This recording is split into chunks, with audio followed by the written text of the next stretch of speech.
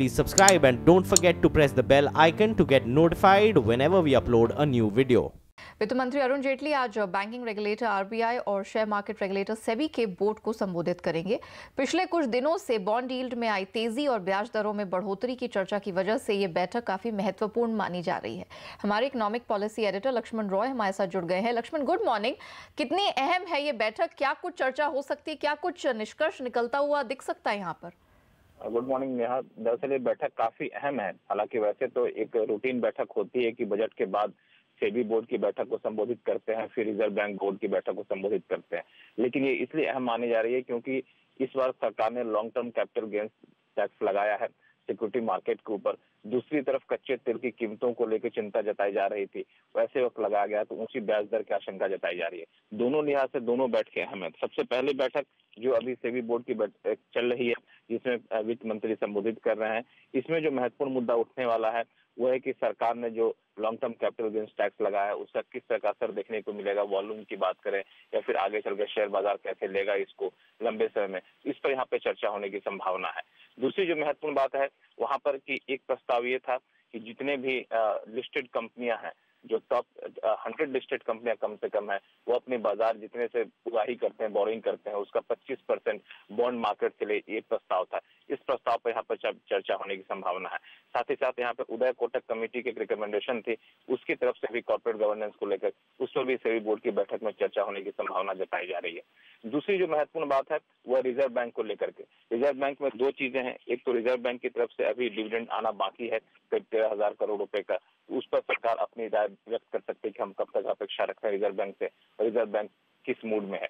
दूसरी महत्वपूर्ण बात यहाँ पर यह आएगी कि रिजर्व बैंक की तरफ से ये ब्याज दरों में स्थिरता रखी गई है। आने वाले दिनों में ब्याज दर बढ़ने की आशंका जताई जा रही है, जबकि पिछले एक हफ्ते से क्रूड ऑयल की कीमतें गिर रही हैं। तो सरकार शायद ये संकेत देना चाहे, अपनी इच्छा जताए कि हम ब्याज दरों में आगे चल के कटौती की उम्मीद कर सकते हैं। और इसके अलावा बजट को लेकर जो भी सरकार ने प्रस्ताव रखे थे रिजर्व बैंक से जुड़े हुए, उस पर चर्चा होने की संभावना है। इसमें बैंकों के एनपीए कम होने जैसे मुद्दे भी उठ सकते हैं। और रिजर्व बैंक की बैठक करीब 12:30-1 बजे तक चलेगी। उसके बाद वित्त मंत्री संबोधित करेंगे। ऑलराइट, चलिए लक्ष्मण, शुक्रिया। बहुत महत्वपूर्ण बैठक ऑफ कोर्स ये होने वाली है। हमारे इकोनॉमिक पॉलिसी एडिटर एक आइडिया देते हुए कि क्या कुछ इसमें चर्चा हो सकती है, उनसे हम आगे भी अपडेट देंगे और जब वित्त मंत्री जी मीडिया को संबोधित करेंगे तब समझ में आएगा कि क्या कुछ यहाँ पर फैसला लिया गया है या कुछ ऐलान बड़े हो सकते हैं।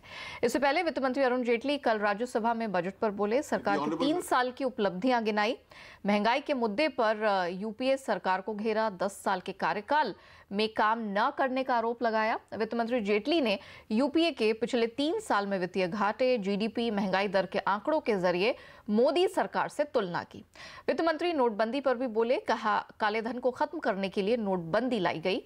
वित्त मंत्री डायरेक्ट टैक्स कलेक्शन पर भी बोले। बताया कि जनवरी 2018 तक टैक्स कलेक्शन में 19% से ज्यादा का इजाफा हुआ है, जो कि 6,95,000 करोड़ रुपए रहा है। तीनों सालों में 9% से ऊपर आपका इन्फ्लेशन फिगर था और एक बार तो डबल डिजिट इन्फ्लेशन था। और पिछले 3 साल में 2-2.5% भी रहा, 3% भी रहा। इस साल की औसतन है 3.6%। You maintained consistently a high level of fiscal deficit at 5.9, 4.9, 4.5 और 5.9 फिस्कल डेफिसिट मेंटेन करने के बाद आज हमको आप भाषण दे रहे हैं अरे 3.2 क्यों नहीं हुआ। अरे मालूम है कि 1 महीने का जीएसटी कम है इस साल, क्योंकि मार्च का जीएसटी अप्रैल में मिलेगा। Our growth over last year is 19.7%। ये जितना ब्लैक मनी के खिलाफ कैंपेन है, ये डीमोनेटाइजेशन, इसमें जीएसटी का भी रोल है, डीमोनेटाइजेशन का भी रोल है, इस कैंपेन का भी रोल है कि उसका असर ये है कि टैक्स नेट अपने आप में धीरे धीरे बढ़ता जा रहा है। बात अब कच्चे तेल की, जिसकी महंगाई धीरे धीरे कम हो रही है। ग्लोबल मार्केट में इसका दाम पिछले 2 महीने के निचले स्तर पर उतर आया है। कल इसमें 3% की जोरदार गिरावट देखने को मिली और ब्रेंट का दाम $63 के भी नीचे फिसल गया, जबकि नाइमेक्स पर WTI क्रूड $60 के नीचे बंद होता दिखा। पूरे हफ्ते की बात करें तो क्रूड में तकरीबन 10% की भारी भरकम गिरावट आई है, जो कि पिछले 2 सालों में सबसे बड़ी वीकली गिरावट है। कच्चा तेल इस साल की बढ़त पूरी तरह से गंवा चुका है। दरअसल अमेरिका में उत्पादन बढ़ता चला जा रहा है और ये 1 करोड़ बैरल प्रतिदिन के स्तर को पार कर चुका है। इस हफ्ते वहां तेल के कुओं की संख्या बढ़कर पिछले 3 साल के ऊपरी स्तर पर चली गई है। ऐसे में माना यह जा रहा है कि ओपेक की प्रोडक्शन कटौती के असर पर अमेरिका में बढ़ रहा उत्पादन भारी पड़ सकता है।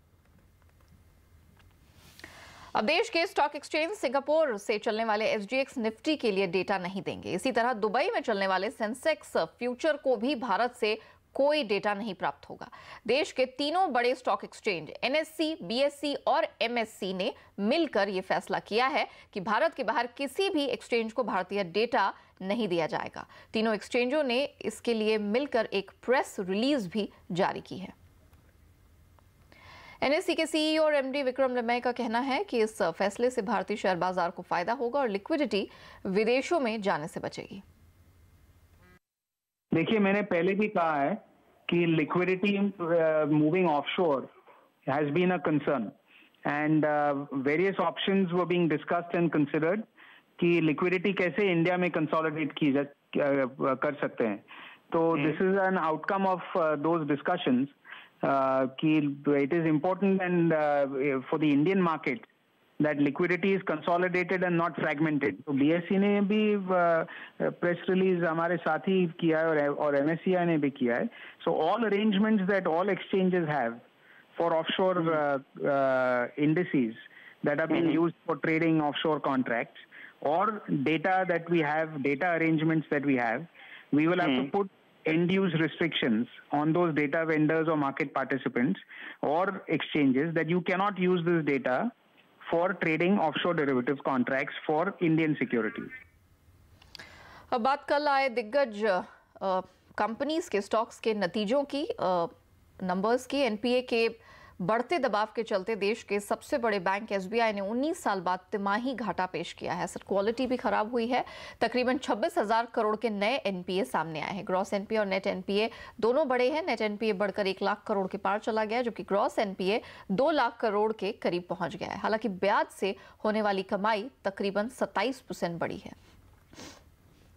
इसके ठीक विपरीत टाटा स्टील ने शानदार नतीजे पेश किए हैं। मार्जिन हो या मुनाफा हो या फिर कंपनी की आय को ही देख ले, कंपनी ने तीनों फ्रंट्स पर शानदार प्रदर्शन दिखाया है।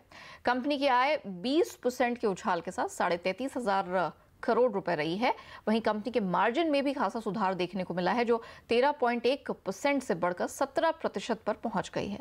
कंसोलिडेटेड मुनाफे पर नजर डालें तो ये 4 गुना बढ़ोतरी के साथ 1,136 करोड़ रुपए रही है। वहीं कंसोलिडेटेड एबिटा 3,636 करोड़ रुपए से बढ़कर 5,697 करोड़ रुपए रही है। कंपनी के साउथ एशिया के कारोबार से भी नतीजों को बल मिला है। हालांकि यूरोपीय कारोबार में थोड़ी कमजोरी देखने को मिली है। बजट में कस्टम्स ड्यूटी बढ़ने से खिलौने महंगे होने वाले हैं। सरकार ने इंपोर्टेड खिलौनों पर कस्टम्स ड्यूटी में 10% का इजाफा किया है। इससे खिलौनों के दाम 10 से 20% तक बढ़ सकते हैं।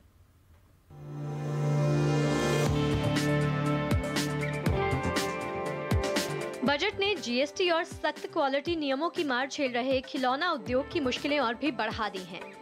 बजट में खिलौनों के इंपोर्ट पर कस्टम ड्यूटी 10% से बढ़ाकर 20% कर दी गई है।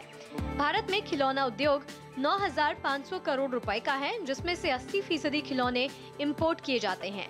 ऐसे में कंपनियों का ये कहना है कि खिलौने के दाम 10 से 20% तक बढ़ सकते हैं। पिछले 6 महीने में नए टेस्टिंग रेगुलेशंस की वजह से टेस्टिंग फीस बढ़ाई गई है। ये सब मिला के अगर मैं देखूं कि ऊपर से कस्टम ड्यूटीज़ का इंक्रीज़ की वजह से कुल मिला के 15 से 20% तो प्राइस इंक्रीज़ करना ही पड़ेगा। मैं देयर इज़ कोई तरीका ही नहीं है कि इसको ऑब्जॉर्व किया जाए। ऑब्वियसली अगर इस तरीके से प्राइस इंक्रीज़ होगा तो कस्टमर का डिमांड में तो फर्क पड़ेगा ही। आमतौर पर गर्मी की छुट्टियों की शुरुआत से खिलौना बनाने वाली कंपनियों का पीक सीजन शुरू हो जाता है। इसके बाद सितंबर से त्योहारी सीजन शुरू होते ही खिलौनों की बिक्री बढ़ जाती है। कस्टम ड्यूटी को लेकर टॉय एसोसिएशन ऑफ इंडिया ने सरकार से बातचीत करना शुरू कर दिया है, ताकि कच्चा माल लाने पर छूट मिल सके। हमारे एसोसिएशन के थ्रू हम कोशिश कर रहे हैं कि हमारा पक्ष सरकार के सामने रखें, बिकॉज 100% मैन्युफैक्चरिंग यहाँ होती नहीं है। लाइक रॉ मटेरियल तो हमें समटाइम्स कुछ चीज़ें ऐसी है जो कहीं ना कहीं से लानी पड़ेंगी। तो रॉ मटेरियल वगैरह पे हमें टैक्स वगैरह में क्या छूट मिल सकती है, उसके ऊपर में हम लोग बात कर रहे हैं। हालांकि जानकारों का ये मानना है कि कस्टम ड्यूटी बढ़ने से घरेलू कंपनियों को फायदा होगा, लेकिन बाजार में नकली खिलौनों की संख्या भी बढ़ जाएगी। इसीलिए जरूरी है कि सरकार खिलौनों की क्वालिटी का भी ख्याल रखे। निधि राय, मुंबई। और इस बुलेटिन में फिलहाल इतना ही, लेकिन खबरों पर लगातार अपडेट के लिए CNBC आवाज से जुड़े रहिए ट्विटर, फेसबुक और यूट्यूब के जरिए। नमस्कार।